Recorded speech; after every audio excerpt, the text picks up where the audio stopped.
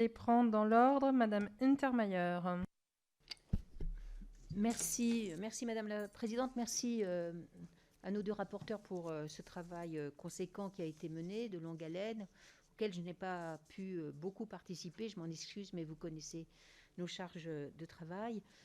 Je pense que ces travaux s'inscrivent vraiment dans le prolongement de tous ceux qui ont été menés préalablement, notamment la mission parlementaire à laquelle j'avais participé et coprésidée par Claude Barthelone et Michel Vinocq, qui a conclu à un tome important de propositions qui correspondent à certaines d'entre elles que vous avez faites, mais pas toutes.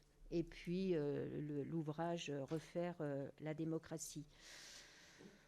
On peut d'ailleurs, me semble-t-il, s'interroger sur la difficulté que nous avons à faire avancer ces réformes que nous demandons depuis si longtemps. Moi, j'ai un sentiment d'impuissance par rapport à ces modifications à apporter à nos institutions qui me terrifient. Parce que les rapports s'ajoutent les uns à la suite des autres, exprimant la bonne volonté de chacun, et finalement rien ne se passe. Et l'impuissance qui a été exprimée, je trouve, à juste titre par Alain Touret, par rapport à la situation sur les enfants, je participe à ce groupe de travail, et je mesure à quel point personne n'est en capacité de trouver un dispositif permettant la prévention de ces actes criminels sur nos enfants. Alors, pour en revenir de manière peut-être plus pragmatique au sujet qui vous a préoccupé, je pense qu'il nous faut travailler vraiment sur le renforcement du Parlement. Renforcer ce rôle du député, je pense que cela a été fait, ça ne plaira sans doute pas à tout le monde, mais par le non-cumul des mandats. Je pense aussi qu'il faudrait une modification constitutionnelle, car le député est un impensé juridique dans son rôle local, malgré la nécessaire présence de ce dernier à cette échelle. Parce qu'il faut finalement marier les politiques locales avec les politiques nationales et donner du sens à tout cela. Et c'est la cohésion derrière qui peut en ressortir. Cela passe aussi donc par un accroissement du rôle exercé par le Parlement. Son affaiblissement, d'ailleurs, résulte plus des pratiques que de la loi fondamentale elle-même, qui confie des pouvoirs au Parlement, qui sont très mal exercés. On partage, je pense, la même analyse sur le contrôle des lois votées, qui nous revient et qui devrait impliquer un contrôle in situ, avec des portes ouvertes par les administrations. Et cela ne se fait pas. C'est très difficile d'y parvenir. Je ne parle même pas que de l'autorité judiciaire sur laquelle, puisqu'on vote sur l'organisation judiciaire, nous devrions pouvoir intervenir.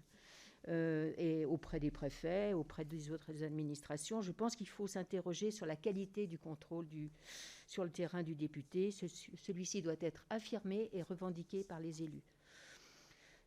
Je pense aussi qu'il faut faire la pédagogie de la complexité et non la démagogie de la simplification. Vous connaissez ma formule. Adopter un discours de vérité. Le politique pêche souvent par l'idée qu'il va tout simplifier. Or, en fait, il faut savoir dresser des constats d'impuissance. Il faut affirmer aussi la déontologie. Il ne faut pas abandonner ce cheval de bataille parce qu'il contribue quand même à fonder la décision publique et à en garantir la qualité.